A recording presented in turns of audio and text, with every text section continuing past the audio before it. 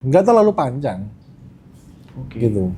Saya butuh 1 juta 1 minggu aja. Oh nanti segini ya, siap. Foto KTP. Pakai agunan? Nggak pakai agunan nih? Nggak pakai agunan sama sekali. Oke. Diproses ini sama agen. Nanti masuk ke HP saya misalnya. Saya sekarang mutus kredit untuk UMKM sampai dengan 500 juta. Pakai ini aja. Sudah bisa ya? Sudah bisa. Saya kondisi seperti ini, oh ya, jadi tidak terganggu. Iya. Karena yang melakukan penilaian, di awal, semuanya, agen-agen ya, tadi. Agen briling. Iya. Selesai nggak? Pinjol? Selesai nggak? Iya. Ya kalau caranya lebih mudah dan Ya, ini mah. dan jelas yang memberikan. Iya. BRI yang memberikan. Masa BRI bunganya sampai 40%? Iya. Ya nggak? Sama bunganya dengan kredit-kredit mikro kita yang punya. 1 nama lengkap, tanggal lahir, dan nama ibu kandung. Nama ibu kandung, ya. Itu spesifik ini saya sebutkan. Jadi jangan sekali-sekali menyebut, termasuk OTP dan PIN, udah. Iya. Jangan sekali-sekali itu menyebutnya. Kalau itu disebutkan, dan kami punya investigator. Walaupun teman-teman Bogor mengadu kepada pihak kepolisian, kami sama-sama berinvestigasi, itu pasti akan ketangkap apakah ini kebocoran atau enggak. Iya. Kalau ini kebocoran dan teman-teman yang menyebutkan, mohon maaf, kami tidak pernah menjawab. Oke. Kami sudah menginformasikan itu jauh-jauh hari. 1, saat teman-teman ke ATM, pasti saat masukkan ATM itu sudah ada warning di layar. Iya. Di layar ATM itu pasti sudah ada warning itu, apa aja. Kadang-kadang kami juga WA blast untuk mengingatkan itu. Iya. Itu. Entah itu modus apapun.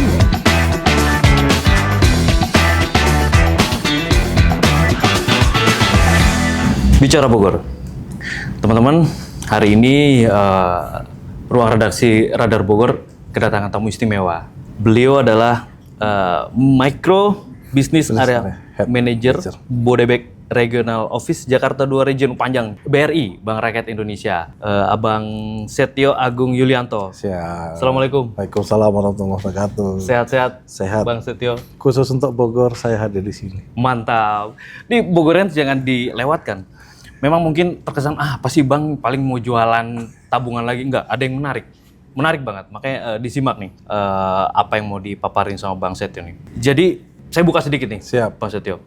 BRI ini kabarnya punya terobosan breakthrough yang benar-benar akan menyentuh UMKM. Nah ini kan di tengah kondisi ekonomi yang ya teman-teman rasain sendiri lah. Itu mungkin ini bisa menjadi solusi bagi Bogorian semua. Nah seperti apa? Ya saya mau tanya dulu nih. Siap. Bang Setio, sebelumnya saya mau nanya, kemarin baru melakukan perjanjian ya, penandatanganan MOU dengan PD Pasar Pakuan Jaya. Betul. Nah seperti apa sih itu? Oke. Jadi terima kasih nih sebelumnya waktunya ya untuk teman-teman Bogor. BRI ini 129 usianya. 129 ini BRI dari awal sampai dengan detik ini komitmennya kepada UMKM. Ya. Ya, itu yang pertama. Yang kedua, kami mendapat amanah dari pemerintah. Kita kan Bank Himbara. Ya. Bank Himbara yang terbesar, ada dimanapun. Ya. Amanah dari pemerintah Prabowo Gibran, yaitu untuk mengentaskan kemiskinan dari bawah, dari desa. Maka kami membuat terobosan. Kita harus dari mana ini kita bekerja? Saya berpikir perekonomian yang paling harus hidup ya pasar. Oke. Fondasi ekonomi bergerak UMKM ya pasar. Dari pasar. Uang, peredaran uang ya di pasar. Maka itu kita punya peran penting, harus mengedepankan pasar. UMKM adanya juga di pasar, Om. Ya. Benar nggak? Iya, betul. Gitu loh. Maka harus kita kelola ini pasar. Kita harus bagaimana proses di pasar ini bagus. Ya. Maka beberapa saat yang lalu kita keliling ke pasar, ketemulah ke pedagang. Pedagang kita ketemu ke pengelola. Ya alhamdulillah sampai dengan ke Pak Zainal Abidin sebagai salah satu direktur utamanya direktur utama PT Pakuan Jaya. Kita ngobrol apa yang bisa kita support untuk pasar. Ya, sambil ngobrol akhirnya ada titik temu. Kita BRI harus ada di pasar. Harus ada di tengah-tengah pasar. Bagaimana untuk melayani para pedagang, mengedukasi, kemudian memberdayakan yang ada di situ. Ya tidak lain juga membantu para pedagang ini kebutuhannya apa. Oke. Saat ini pasti semua pedagang, para UMKM, para pengusaha-pengusaha semuanya harus ke kantor. Iya. Iya Ke kan? kantor bank ya. Harus ke kantor bank. Jaraknya berapa? Iya. Butuhkan waktu berapa? Kalau mau Maka setor, kami- mau tarik gitu, Yes. tunai gitu ya. Maka kita hadir. Oke. Itulah yang menjadi konsep kami. Satu, kami ada di tengah pasar. Yang kedua, bagaimana kita berkontribusi para UMKM yang ada di pasar ini, perekonomian pasar bergerak maju. Itu sebagai pondasi perekonomian Oke. kerakyatan. Sebelum Om Setio paparin nanti produknya apa di pasar itu, artinya tadi Om belanja masalah dulu nih ke pasar nyari tahu nih ini Yes. apa sih? Oke. Dan dari belanja masalah tadi apa yang paling banyak dikeluhkan Ya. pelaku UMKM kita, pedagang? Ya, jadi kita belanja masalah. Saya kayak gini, kalau setiap pagi pasti ngopi di pasar. Iya. Saya sukanya ngopi nih. Iya. Ya, maka saya punya program ngopi bareng di pasar. Setiap pagi. Saya sarapan pun juga di pasar. Sambil ketemu sama pedagang, ketemu teman-teman saudara-saudara kita, para pedagang, tukang parkir dan lain sebagainya. Apa yang dikeluhkan mereka? Satu, ekonomi kondisi seperti yang disebutkan oleh Rizky tadi. Ekonomi kita, saya kira menyatakan sudah jelas juga belum jelas. Iya. Arah kemana juga belum jelas. Khususnya ekonomi makro kita. Ekonomi makro kita masih belum tentu. Saya bisa katakan seperti itu. Kenapa? Masih terdampak efek dari Amerika, kebijakan Trump yang luar biasa, kemudian perang dagang yang luar biasa, pasti akan mempengaruhi. Ngobrol di situ dengan para pedagang, apa sih yang dibutuhkan? Ya satu, Pak, kalau ke kantor lama, Pak, saya harus tutup toko, ngantrinya paling setengah jam. Padahal kalau setengah jam itu pembeli saya bisa 5 orang. Iya. Kalau saya sering ke bank, nanti pembeli saya pindah Pak pasti. Iya. Kan kasihan. Padahal kami bank ini ya, perbankan ini membantu melayani biar nyaman gitu loh, bukan membebankan kan. Iya. Gitu. Makanya di salah satu ngobrolan kayak gitu. Ya jelas kalau di pasar kan Pak, saya mau pinjam di BRI gimana sih Pak? Iya. Nanti prosesnya lama. Saya kondisi seperti ini, saya mau mengembangkan seperti ini. Biasa seperti itu. Pak, saya mau nabung, naruh uang saya biar aman. Seperti itu. Pak, saya mau kredit itu biar cepat. Akhirnya saya kemarin, saya ke pay letter, Pak. Biar cepat. Padahal kebutuhan saya saat itu juga banyak yang dikeluhkan oleh saudara-saudara kita di UMKM. Ya salah satunya itu tadi. Sekarang pasar sepi harus seperti apa? Iya.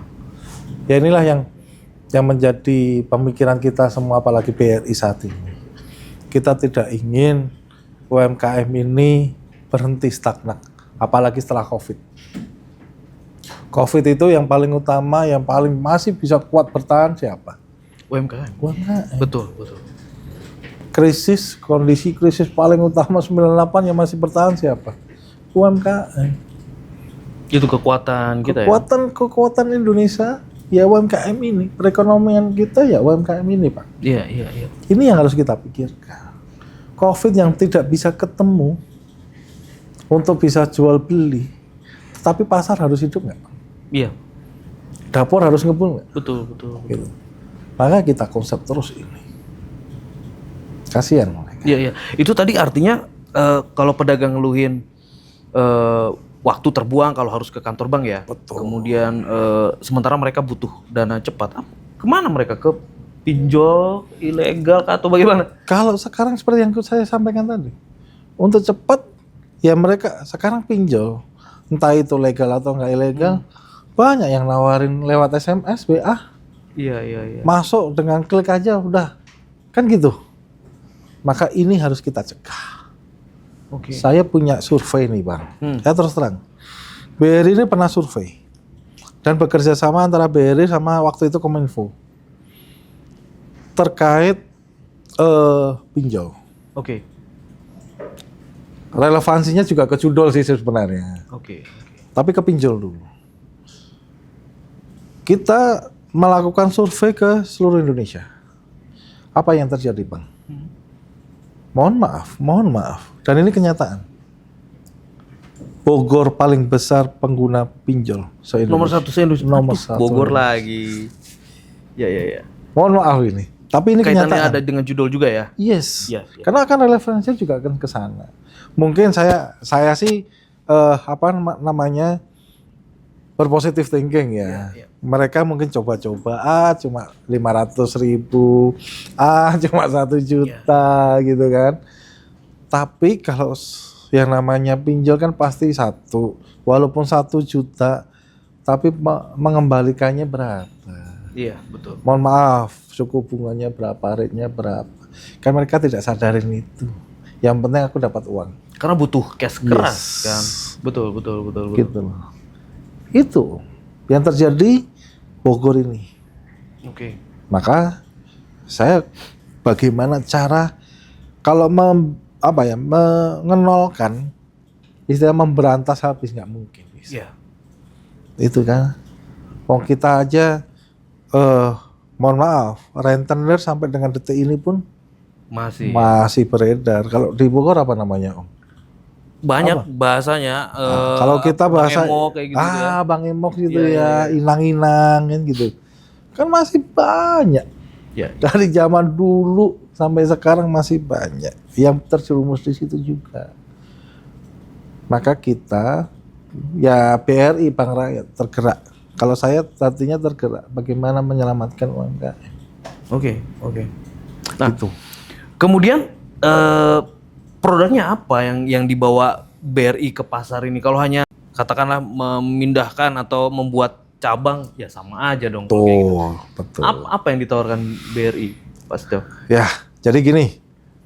Termasuk nanti saya jawab mode MOU kita ya. Oke. Sekaligus gitu. BRI beberapa tahun yang lalu, ya waktu-waktu COVID yang lalu, kita namanya ada agen briling.